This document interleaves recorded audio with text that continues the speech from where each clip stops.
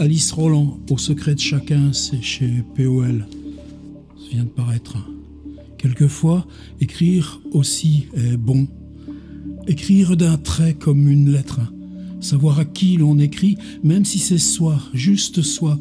Quelquefois, écrire est tellement bon et tellement fort. Écrire fait accélérer le temps. On lève les yeux, l'heure a tourné, c'est une surprise, un tour de magie sur soi-même. Alors ce qu'il y a de plus fort, c'est l'oubli. Oubli qu'on est. Douce absorption si l'on est déposé sur une nouvelle rive, nouvelle heure ou nouvelle minute d'après l'écrit. On a traversé une mer intérieure, on est passé par voie d'eau et non par voie de terre, compréhensible et laborieuse. Douce navigation où l'on n'a pas senti ses pas ni les mots se poser car ils sont venus facilement portés sur l'eau, perdus dans l'étendue et cela n'est pas terrifiant, pense l'auteur, d'accélérer le temps.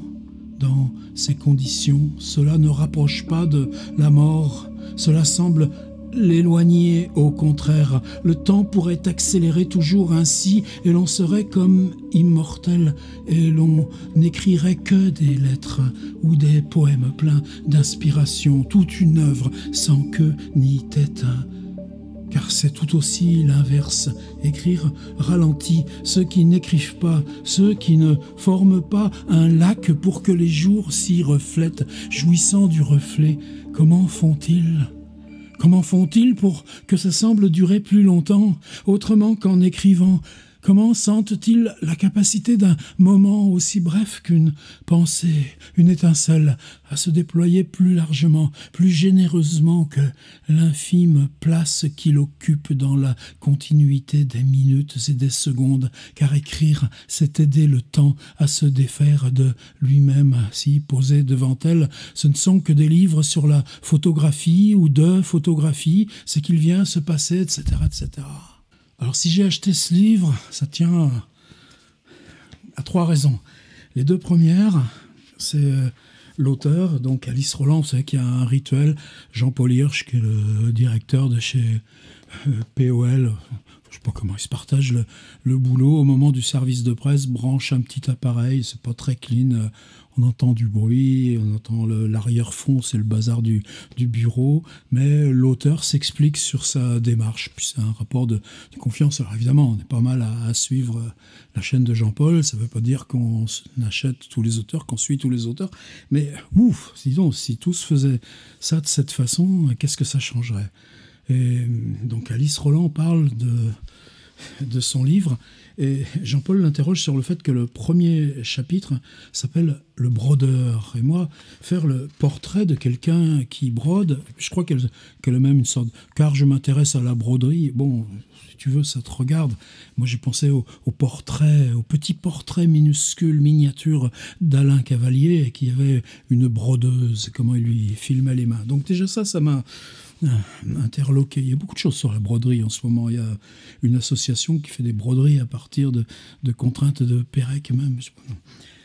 Et puis, la deuxième chose, c'est la forme du livre. C'est-à-dire, il y a tellement de livres, mais c'est ragnagna, quoi. C'est-à-dire, t'as le nom du personnage, machin truc, fais ça, et puis voilà. Puis c'est du roman, c'est fini. Au bout du compte, c'est même marqué roman. Là, vous avez marqué roman. Non, il n'y a pas marqué roman. Un peu ras-le-bol, quoi. Et puis il faut dire que POL et Minuit, la moulinette à eau tiède, le robinet d'eau tiède, ça y va dans ce registre-là. Mais bon, là encore, toute l'édition serait à leur niveau. Un ange passe, comme on dit. En tout cas, là, c'est quoi la démarche ? Il y a 10 chapitres. Et 10 fois, c'est une discipline artistique.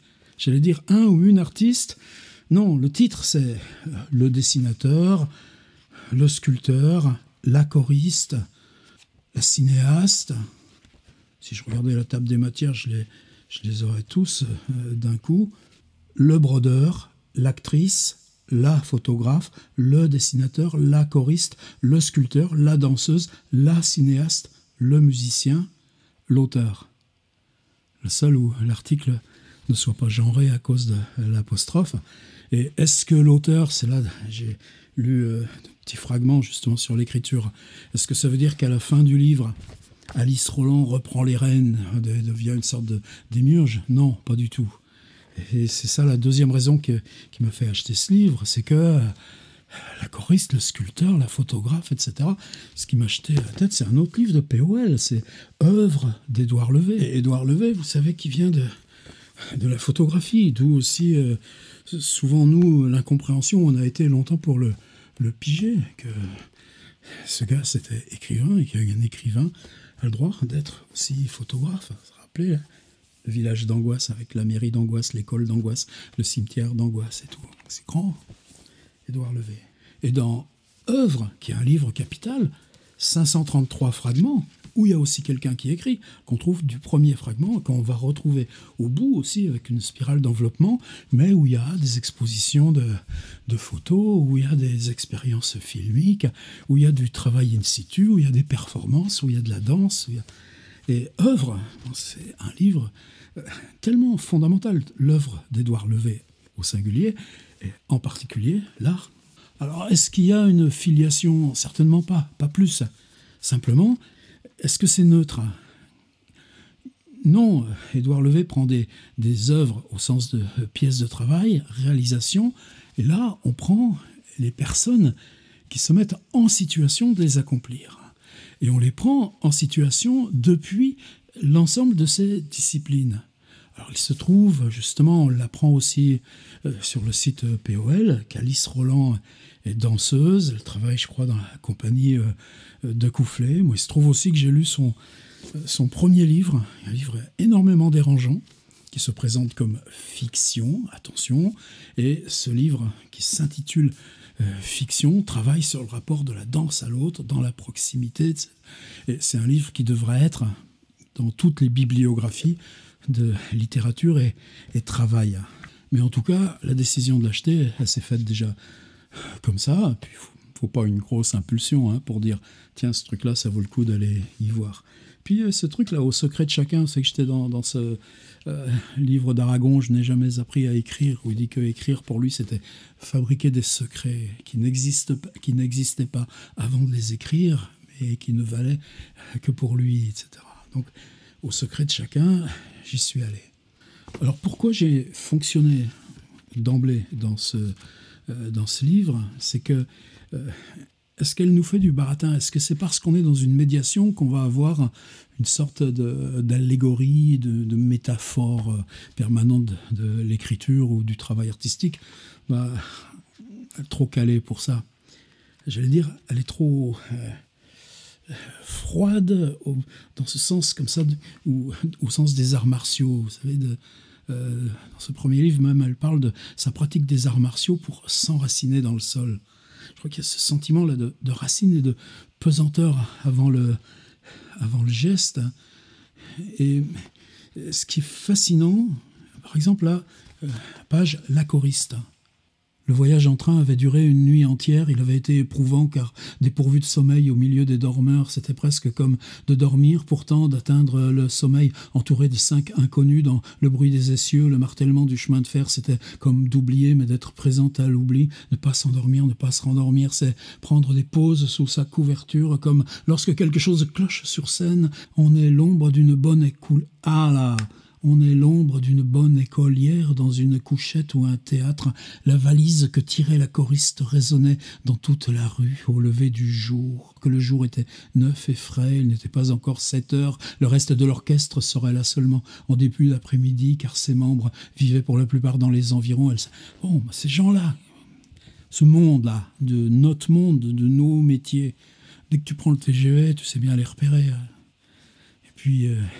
tu les vois, même la façon d'attendre sur le quai, et puis c'est comment la valise, et toi-même, comment tu l'as, ta valise. Et puis, comment elle la prend, la choriste?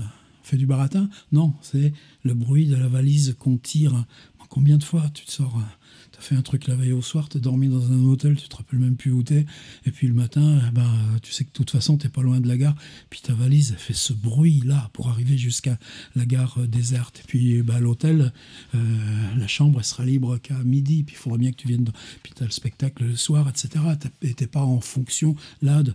Oui, c'est pas grand-chose, c'est tout est nu, mais la choriste, elle est prise là, dans cet instant-là de off, j'allais dire, de suspense, d'entracte.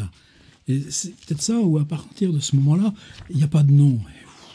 Merci, rien que pour ça, je remercie. Le sculpteur habitait près du cimetière, point, derrière le mur d'enceinte. Ça tombe bien, j'ai un copain sculpteur. Tiens, il s'appelle Pierre Ardouvain, moi, mon copain sculpteur, et où qu'il habite, justement, derrière le mur du cimetière, au Père-Lachaise, en Sonneau. Là, je m'égare. Mais ils sont construits comment, ces personnages, le là?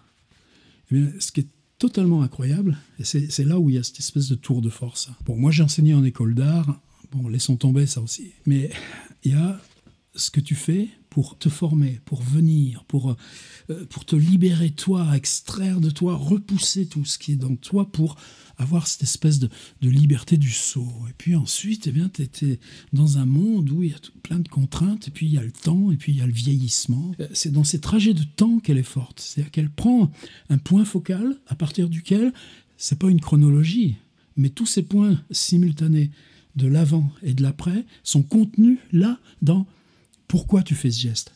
Qu'est-ce qui donne sens à ton geste, jusqu'à arriver à l'auteur à la fin, qui est, en fait, il est dépositaire de quoi avec ses mains? Il est dépositaire de 10 fois ou 9 fois le vide des autres, et pas de ce qu'on a appris. Je ne veux pas insister trop, parce que ce livre, c'est évident que je travaillerai avec dans mes cycles d'écriture. Il y a trop de trucs, justement, pour cette parenté avec Édouard Levé, etc., etc. Prenez la cinéaste, par exemple, avant-dernier chapitre. C'est quoi, cette cinéaste? La cinéaste. La lumière était mauve. En cette fin d'après-midi, elle tombait sur le coin de la table de nuit, illuminait l'aluminium d'une plaquette de pilules, et un peu plus bas, posé au sol, le plateau du déjeuner. 2 points, des reliefs. Point. Dans un demi-sommeil, la cinéaste se demandait si l'on pouvait arriver à reconnaître les jours à la qualité de leur lumière. Lundi, mardi, mercredi, jeudi, tous éclairés différemment et projetant des ombres différentes sur les vies, les traversant, et aussi à quel moment la femme de chambre viendrait récupérer le plateau. Saute de paragraphe. Non, madame, lui expliquait régulièrement celle-ci, il n'y a pas de femme de chambre ici, mais du personnel soignant. Vous avez vu ce premier paragraphe? Est-ce qu'il y a une lumière selon le nom des jours? Est-ce que ce n'est pas une question de cinéaste? Et puis, est-ce qu'elle est légitimement cinéaste? Oui, puisqu'on dit, nous, avec l'article, la lumière était mauve, elle tombait, etc. Dans un demi-sommeil, virgule, la cinéaste. Allez le mettre en cause. Eh bien, on est dans un EHPAD. Et encore, je pense qu'on a tous, toutes, un EHPAD là qui nous pend derrière nos visites dans l'EHPAD, la personne dont on s'occupe à l'EHPAD. Ben, c'est quoi là, dans le chapitre? Ben, c'est un EHPAD, tout simplement. Le couloir, les heures, les animations culturelles dans l'EHPAD. Et qu'est-ce qu'elle fait là dans son EHPAD, la cinéaste? Eh bien, elle fait ce qu'elle a décidé de faire toute sa vie. Il y a un truc qui est fantastique, c'est que toute sa vie, son travail de cinéaste, c'était de prendre les gens de son âge autour d'elle, et puis de travailler avec eux et elle en faisant un film. Et puis là, maintenant, est-ce que tu leur demandes? Est-ce qu'ils sont d'accord? Est-ce qu'ils veulent bien? Qu'est-ce que ça veut dire, ces êtres détruits, ici? Ils viennent jouer un film. On pense à Raymond Depardon, à son San Clément. Et ben, elle va le faire. Et non seulement elle va le faire, mais justement, ça pose l'âge, la vie, le sens de la vie, la démarche. Est-ce qu'elle a une caméra dans son EHPAD? Non. Moi, je lui en donnerais bien une. Tiens, hop là, tu fous la main n'importe où. Tu en as des caméras partout, nous tous. Est-ce qu'elle a une caméra, la cinéaste? Non. Alors qu'est-ce qu'elle va faire? Et on fera quand même un clap. Et puis on joue le film. Et elle fait le film. C'est un film qui n'a pas de traces, qui n'a pas de matérialité. Et est-ce que c'est pas ça aussi, un concept qui vaut artistiquement pour le cinéma? Comment les autres sauront-ils qu'on a fait un film s'il n'y en a pas de copie? Je ne sais pas encore, répondit la cinéaste. Je suis désolé. Ne vous inquiétez pas. En nous voyant, en nous entendant, tous ceux qui seront présents auront vu et entendu le film. Il y aura dans leurs yeux, dans leurs oreilles, leur mémoire, quelque chose. Ce genre de copie invisible n'est pas moins solide que les bandes magnétiques ou les innombrables formats vidéo. Et ce qu'ils verront et entendront les bouleversera pour toujours. Mais comment saura-t-on que c'est vous qui tournez, etc. Si ça vous intéresse, allez donc voir. C'est pas avec la tête que ça s'invente, ces choses-là. Je vais finir avec un extrait de la photographe. Évidemment, ces questions-là me rejoignent aussi de l'intérieur. Complètement. Pas de démonstration, tranquillement. Peut-être même le seul, pas reproche. Hein, parce que alors, respect, plein la ligne. Mais j'ai toujours l'impression pas qu'elle se surveille, mais que c'est tendu. Les phrases sont courtes, équilibrées. C'est ce côté Montesquieu, justement, parce que c'est implacable. Tu ne peux pas mettre en cause. Par contre, je me souviens de son premier livre, À l'œil nu, il y avait ses formes épistolaires. Et dans ces formes épistolaires, de temps en temps, elle pouvait se lâcher. Ça prenait des forces d'image, de zoom, de choses comme ça. C'est un petit peu ce qui m'a manqué. Non, mais justement, peut-être qu'il faut ça pour que tu comprennes la contrainte. T'as quoi? T'as 220 pages, 10 disciplines artistiques. Du brodeur à l'auteur, en passant par la photographe. 5 miles chaque jour le long de l'océan, quel que soit le jour. Chaque matin, 5 miles. On trouve des choses fascinantes sur la plage, mais je ne les ramasse pas, sauf si je les revois plusieurs jours d'affilée. Qu'elles insistent, que l'océan les a abandonnées. Alors je les ramasse, je les pose sur une étagère en verre ou dans la grande caisse en bois de l'entrée. Quand je suis arrivé, il y a 20 ans, il y avait comme rien ici. Quelques maisons, c'était à peine une rue, dit la photographe au dictaphone. Vous allez voir ce jeu de miroir, que la photographe, son outil, c'est un magnétophone. Ce qu'elle produit, c'est de la voix, pas de la pellicule. C'est aussi ce qui donne à ce texte et sa résonance étrange et justement le fait qu'il va pouvoir être repris dans cette logique de l'auteur tout à la fin. Dit la photographe au dictaphone, syntagme, pas de coupe, la tête posée sur sa main, la nuque lâche. Quand elle est arrivée, il n'y avait qu'un seul café, 2 peut-être, dans l'espèce d'allée qui bordait la plage. Et maintenant tout a un nom, les rues qui se sont tracées, les villas, les résidences qui ont émergé, les bars et boutiques qui forment une haie ininterrompue. Les plages même ont un nom.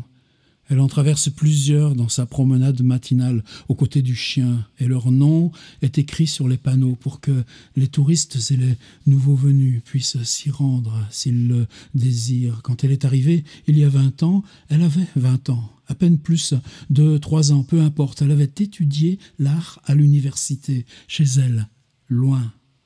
Jamais je ne me suis senti chez moi là-bas, l'université. Il y avait le fait de venir d'un quartier lointain, le fait de ne pas savoir parler, encore la voix, le dictaphone, mais à l'envers, le fait que les professeurs attendent implicitement beaucoup plus que ce que j'étais en mesure de faire ou de penser. Au premier semestre, la première année, il a fallu choisir un sujet d'exposé, et quelqu'un au premier rang en a proposé un qui contenait 3 mots que je n'avais jamais entendus, ni séparés, ni accolés. Je n'ai pas aimé les découvrir alors, je n'avais pas envie d'y croire. En écoutant l'enregistrement, on en entendrait le souffle, pas celui de la photographe, celui de l'appareil. Après 4 ans d'études, elle est arrivée avec son diplôme dans un autre pays, sur cette plage encore un peu déserte, au bord d'une mégapole, un lieu où poussaient des arbres qu'elle n'avait encore jamais vus. Elle avait aimé les découvrir, eux. Elle est photographe, mais il n'est pas besoin de le dire au dictaphone qui ne l'entend pas. 3e figure pour le même geste d'enregistrer la voix.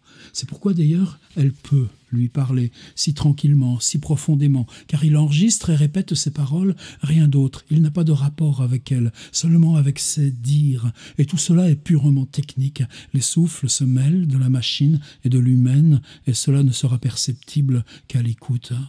Arrivée là, dans la masse des inconnus et en étrangère chez des étrangers, elle pouvait endosser le nom d'artiste qu'elle avait repoussé jusqu'alors, le statut d'étudiante. « Je suis étudiante en art », disait-elle, lui ayant offert un excellent faux fuyant, un événement. On a décidé ainsi. Peu après son arrivée, alors qu'elle pensait ne rester que les quelques mois que durerait son visa, lui est apparu un pont d'or. Une femme influente à qui elle s'était fait connaître désirait la voir collaborer à sa belle revue épaisse bimestrielle remplie de photos de mode, de publicité. Et ces deux types d'images, chic, lustrées, se répondaient à chaque page en parfaite harmonie. On la désirait dans la mode. C'était une période merveilleusement excitante. Une professionnelle du désir, experte à susciter celui des autres, la désirait. Elle désirait ses photos, son art. Les images qu'on lui a demandées ne ressemblaient pas du tout à celles qu'elle fabriquait jusqu'alors toute seule ou dans le comité très réduit de l'association de photographie de l'université. Elle a appris à saisir les poses des femmes au meilleur moment, puis à les retoucher pour les rendre parfaites. Dans ces conditions, être artiste avait un sens, même pour sa famille, qui était sceptique. Cela s'est fait assez naturellement, lui a permis de payer son loyer, de rester dans cette ville étrangère, au bord de l'océan, et de payer les pellicules, les tirages de ses propres photos, sans perfection ni femme. Après 2 décennies, l'or a terni, le pont a fondu. Les contrats se sont espacés. À partir de quand une artiste sans travail cesse-t-elle d'être une artiste, de pouvoir se considérer comme telle? Cela fait maintenant presque, je dirais, 1 an sans travail, c'est-à-dire sans commande. Le travail, c'est l'argent. L'argent, un critère. L'argent veut dire, on vous reconnaît ce que vous faites, faites-le encore. L'argent veut dire, d'accord. J'ai de moins en moins de commandes. Vous voyez, le passage au jeu. Je n'en vis plus et pendant 2 mois, l'année dernière, j'ai travaillé dans un institut de sondage grâce à une amie qui a un poste plus ou moins de chef. L'apparition de photographes plus jeunes et qu'on lui préférait avait été le premier signe de son vieillissement et c'était pour l'instant le seul, hormis quelques légères rides au coin des yeux. On ne sait jamais combien de temps va durer la fortune. On ne sait jamais combien va durer la fortune. Comment les puissances, aussi modestes soient-elles, s'écroulent pour se rebâtir ailleurs. Le chien ? Apostrophe. À qui ? Au chien. Il a 8 ans, il s'appelle Lady Luck, comme une carte de tarot. Il vient avec moi à la plage, et parfois c'est lui qui trouve les ossements échoués que je rapporte pour les photographier à la maison. Ma principale activité artistique maintenant. Je le fais très lentement. Les fossiles attendent un bon moment dans la caisse de l'entrée ou sur l'étagère en verre. Puis un jour, quand je me suis habitué à les voir, je les photographie. Est-ce qu'il faut être habitué à voir pour photographier? Et tout d'un coup, hop, sous le texte, il y a comme une sorte de filigrane qui se détache. On dirait qu'ils vont sourire. La plage est une longue étendue où les ressortissants du genre humain jouissent d'un idyllique isolement, où se croisent à peine les coureurs, marcheurs ou surfeurs du matin, car elle est si large et longue qu'elle reproduit parfaitement les conditions d'un désert. Les oiseaux de mer sont foules. La photographe reconnaît parfois de loin certaines silhouettes récurrentes. Une femme en veste rouge avec son chien, aussi un homme comme une armoire à glace échouée sur la plage qui avance très lentement. Chacun se croit seul avec les oiseaux et les flots. Je ne sais pas si c'est une sorte d'allusion directe ou presque de cut-up de Marguerite Duras, là, la mer écrite à l'intérieur, mais... En tout cas, et parfois la carrière ne suit pas une courbe ascendante harmonieuse. On est bien moins à 45 qu'à 25, bien moins important comparé aux autres de sa profession. Parfois, on n'est plus rien du tout dans sa profession, dans l'ensemble des gens qui tentent d'y arriver ici. L'un de mes amis, de mes plus proches amis, le sait pour avoir été chanteur, puis maçon, puis chargé d'inventaire, puis acteur dans une troupe très connue, puis remaçon, puis rechanteur, mais seulement le week-end. On en a discuté parfois, en buvant de ces petites bières du coin qu'on sert dans des godets au lieu de grands verres. Je ne quitte presque jamais le quartier, désormais. Le moins possible, je suis bien ici. Je suis accro à ce coin d'océan. Avant, il y avait un café, maintenant il y en a 15. Je n'y entre jamais. Je vais chez les gens, eux chez moi. Même si, pour des raisons de langue, il arrive qu'on ne se comprenne pas. Ça continue. Le fait est que je ne sais pas me vendre, plus exactement, je ne sais rien vendre. Tout ce qui passe entre mes mains est voué à y rester au lieu de se propager dans le monde. J'intercepte, j'arrête. Photographe comme celui qui intercepte. Et si au lieu d'intercepter et arrêter l'image, tu arrêtes l'objet, est-ce que tu trompes ta propre discipline? Et encore, je ne sais même pas très bien conserver. Chez moi, le plus fort, c'est l'oubli. Je ne sais plus comment c'était de vivre dans des villes sans plage. Alice Roland, Au secret de chacun, chez POL. Ça trouble plus que ça réconforte. Mais si justement c'était ça qu'on demandait à ces livres sur lesquels il n'y a pas marqué roman sur la couve. Un gros merci.